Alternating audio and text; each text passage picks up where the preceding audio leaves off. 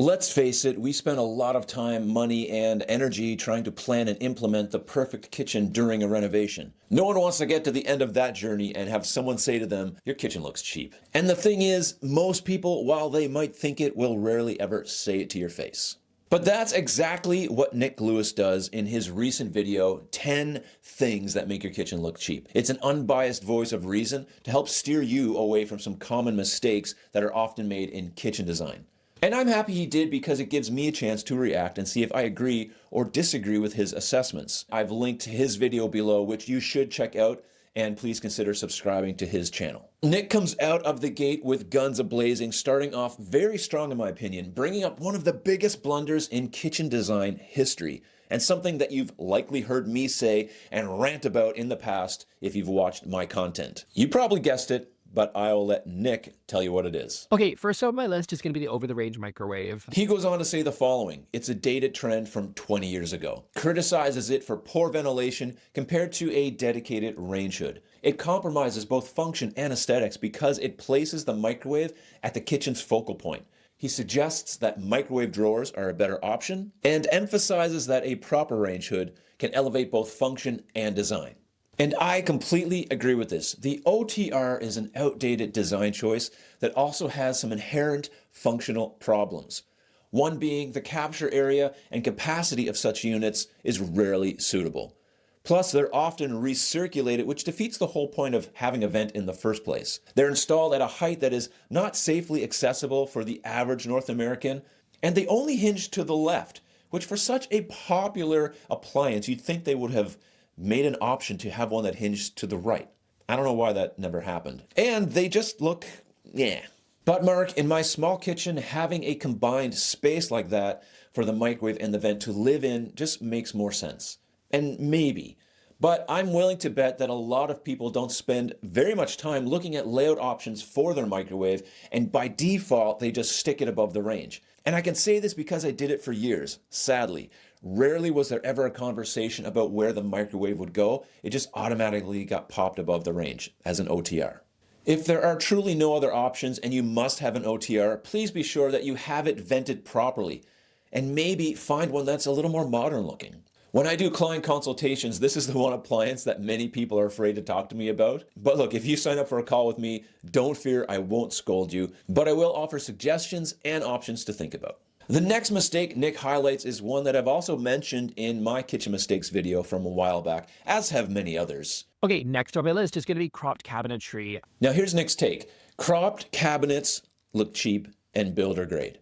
Cabinets to the ceiling add height, reduces dust collection, and creates a more luxurious custom look. He says that the debate over cropped versus full height cabinets is a non-starter in his opinion. Mine too, actually. Even non-functional filler panels to close that gap can dramatically improve the aesthetics. Now, I'm happy to say that I also agree with this one as well. Wall cabinets that do not go to the ceiling are not very giving, as my teenager says. Visually, they make the kitchen look smaller. Now, in certain design aesthetics with very intentional modern cabinetry, this choice can be justified and done well, but that's not what we're talking about here. Now, there are two common rebuttals to this. One being the added expense of adding cabinetry that is too high to use, and two, they're too high to use. And you're right on both accounts. It is an added expense, but in the design and planning phase, this can be accounted for and planned for to fit your budget. Nick even mentions less expensive ways of filling that space above the cabinets. It can be as easy as adding a modern drywall soffit or a matching color panel that fills the void. So it does not need to be expensive. It doesn't have to be unreachable either. Nick also alludes to pull-down wall units as one way to access that space, and I second that. Or consider integrated ladders or stools to help with the reach. Worst case scenario is that you have a beautiful looking kitchen with some wasted space, but that's better than just having the wasted space anyway and a less beautiful kitchen. So finish your cabinets to the ceiling. I agree. Next on Nick's hit list is yet another one that I've mentioned in the past as well. I'm kind of glad we're thinking along the same lines here. It's an issue that many renovations have and even new builds. Okay, next on my list is going to be drywall backsplash or like a really stubby backsplash. I don't really like those either. Now, Nick's take is that drywall in place of a real backsplash just looks unfinished. I agree. He recommends tiling options like Zellige, Zalige tiles, classic subway tiles or vertical stack tiles with low contrast grout for some timeless appeal. And he also favors carrying the countertop material, like quartz stone or porcelain or whatever, up the backsplash for a cohesive and high-end look. And he suggests that a well-done backsplash shows intentional design and makes the space feel complete, unlike the landlord special that you may be living in. Now, I fell for this trap in my own home when we renovated our kitchen. It was a couple years until I actually tiled my kitchen properly. The drywall look is certainly a modern design choice, but overall it's not a very functional design choice. Maybe there's an argument to not having it in some parts of your kitchen, but behind your range or even your sink are not those places. The cleanability and durability of just about any other material will be better than painted drywall. Plus, from a visual standpoint, the range area in most kitchens is the focus. So there's a big opportunity to create something visually satisfying. So tile or slab materials is a much better choice. All right, on to the next thing that Nick thinks makes your kitchen look cheap. Okay, next up on my list is going to be metals taking over. I think this looks really cheap in people's homes, and I'm sorry. Okay. This is definitely more from the realm of interior design. Finishes are not functional unless you're talking about cleanability or maybe like a stainless steel countertop. But other than that, it's more of an aesthetic thing. Now, Nick's main points have to do with the idea that metal finishes are largely accents and the jewelry of the kitchen. He cites brass as being a big culprit to watch for, as it can start to look gaudy, and mentions that mixing metals is okay, but you should also be careful. But on the flip side, he mentions that an all-white kitchen with all black hardware or all brass hardware actually looks cheap and gaudy as well. Metal can be added to any kitchen in a variety of forms, the most common being the cabinet hardware or faucet and light fixture selection. Also, it could be in your appliances, and possibly trim and accent pieces around your range hood or your island, and also furniture pieces. This is where I would refer to an interior designer for guidance on how much is too much, because for me personally, I don't mind the look of maybe all black hardware or all brass hardware. That doesn't look cheap to me. Now, it might look out of date or overdone, but not necessarily cheap, so my cheapness radar is not working correctly. And this is where Nick will let me be wrong in my opinion. So thank you. Nick's next item is also an aesthetic focus, but with an obvious functional overlap. And go with undersized kitchen pendants. Okay, I am sick of seeing. Nick's take is that a big kitchen with undersized pendants is a missed opportunity. It looks cheap, and no pendants is also an option. Overall, larger pendants are going to look better in your kitchen. My take on pendants has more to do with their purpose. Pendants are usually installed as task surface light, or at least that's how I think they should be installed. We've done a great job at messing this up. Regardless of the size, the light's purpose should be to direct light to the countertop. This is where the type of shade on the pendant becomes a little more important functionally, and a bigger fixture will allow for a wider beam spread for an island or peninsula countertop. So in terms of function, I think better is bigger. I'm just going to leave that like that. Picking pendants can be challenging because there's no way to really know how they're going to look and function in your kitchen until they're installed. And if you're not concerned so much with the task lighting purpose of them, then I think the job of finding a proper pendant is a lot easier. Now, whether you go big or small, I don't really know. As far as style goes, again, I'd have to defer to Nick because, he'd hate my pendants. This next mistake I've mentioned before, and it's something that is very common in builder grade or stock cabinets. Okay, next up on my list is going to be half overlaid doors. Half overlaid doors overlay half of the cabinet frame, meaning there's a reveal of the cabinet frame on the outside of the door. A much more modern and contemporary look is a full overlay or an inset door, as Nick mentions.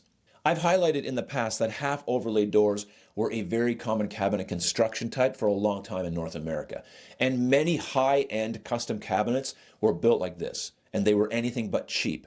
However, the look is very outdated, and with so many builder-grade options also being of this construction type, I agree that this appears cheap visually. However, as with any design style, they do have their place, and I've also seen some cheap-looking full overlay and inset cabinets also.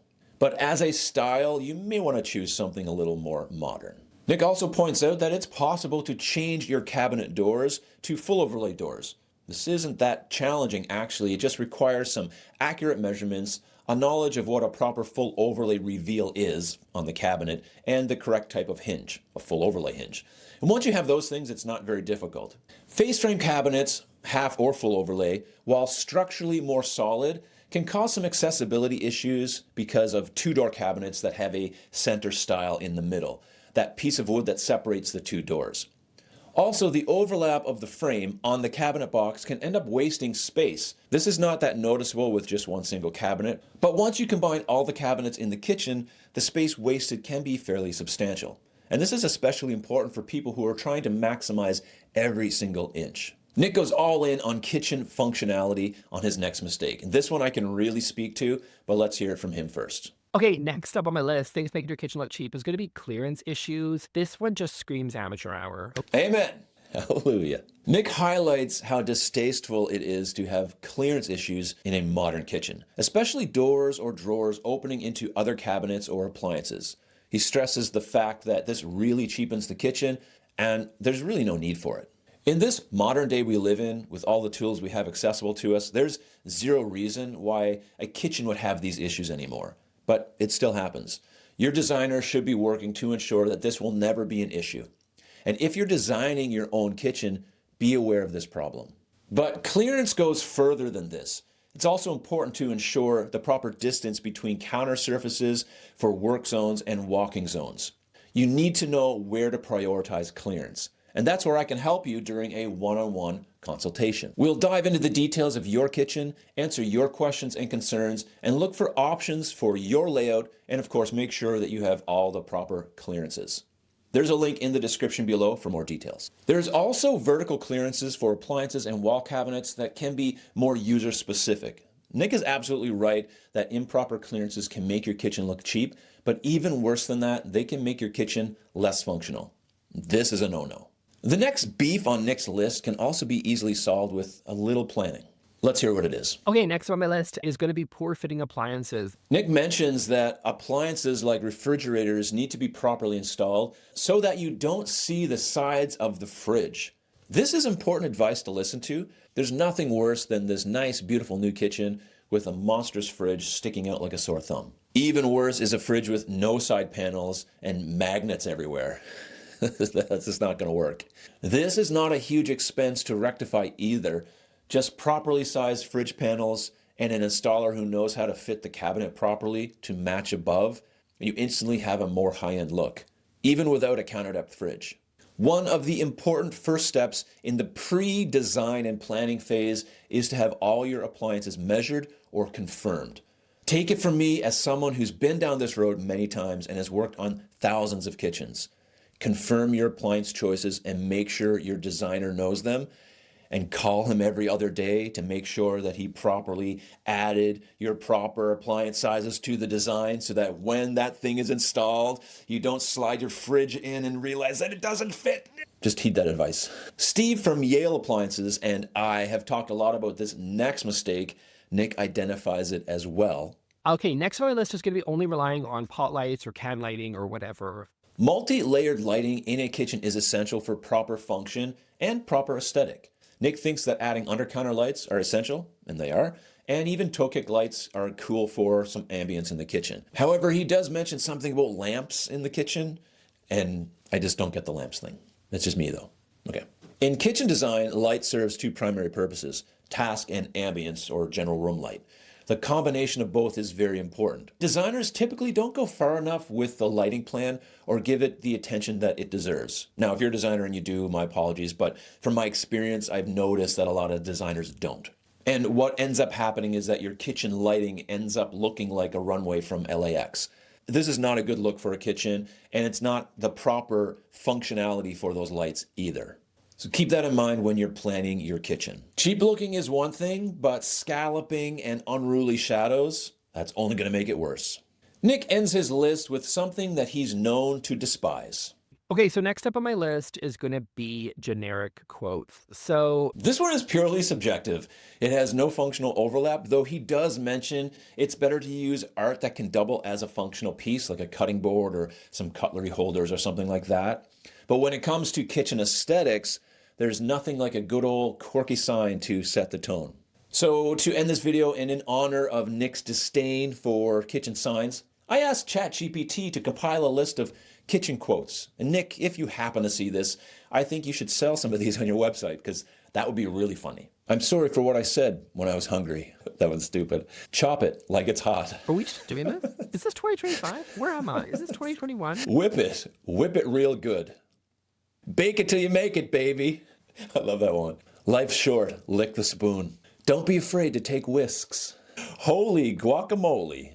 Wow. Let us turn up the beat? Oh, come on. That's so overused. Espresso yourself. These are brutal. And to end it all off, I like big buns and I cannot lie. Thank you to Nick for making that video. Thank you for watching to this point if you have. We'll see you in the next one. I'll put that video aboard the lighting right here in case you want to check it out to make sure your kitchen is lit very well. See you in the next one.